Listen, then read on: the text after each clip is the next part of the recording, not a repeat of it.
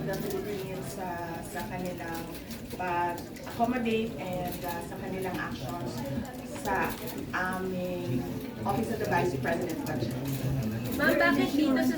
Nandun ako sa plenary. Sa plenary.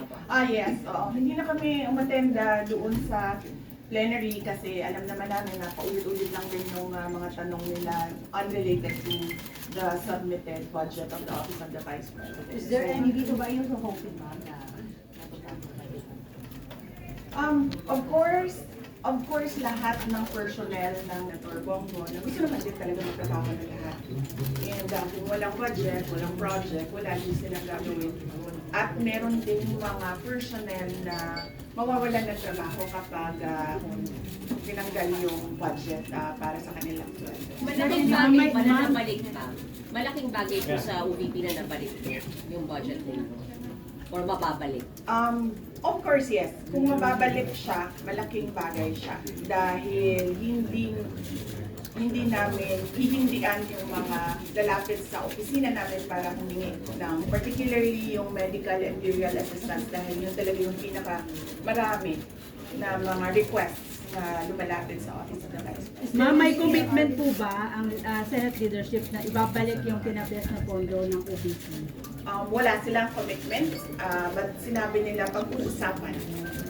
So you're hoping yung 1.3 billion pesos or kahit a fraction of that lang po yung maibalik? O buo po kailangan? Buo po ba daw?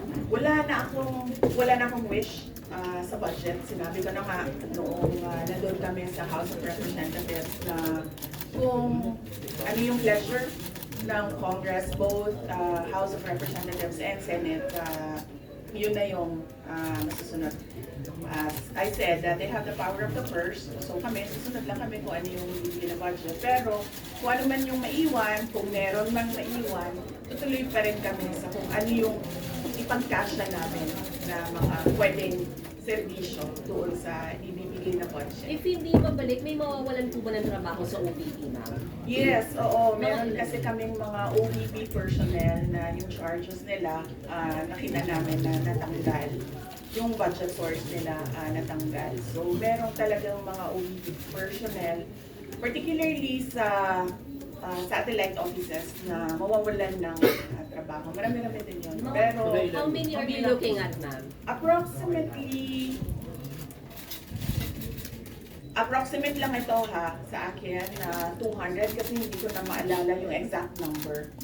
200 contract of service personnel. So, karamihan sa mga satellite offices. Meron din dito dahil malaki din yung operations ng National Capital Region or Central Office that we call OVP dito sa NCR. So just in case, pwedeng i-close yung ibang satellite offices, ma'am, kung hindi may babalik yung budget? Yes, ma'am. The closure of satellite offices is a possibility depending on the budget that we get in the GA. But how will it affect, ma'am? Anong ginagawa ng satellite offices? How will it affect? Well, mahirapan kami. Kasi ngayon, napapabilis yung pagbaba namin ng aming mga projects dahil meron kaming satellite offices. Kumbaga, pagtapon namin ng funding doon sa kanila, merong opisina na sumasalo at gumagamit ng budget, nag-i-implement ng project. Pag nagsara yung satellite office, wala nang tao na natanggap nung budget at mag-implement nung project.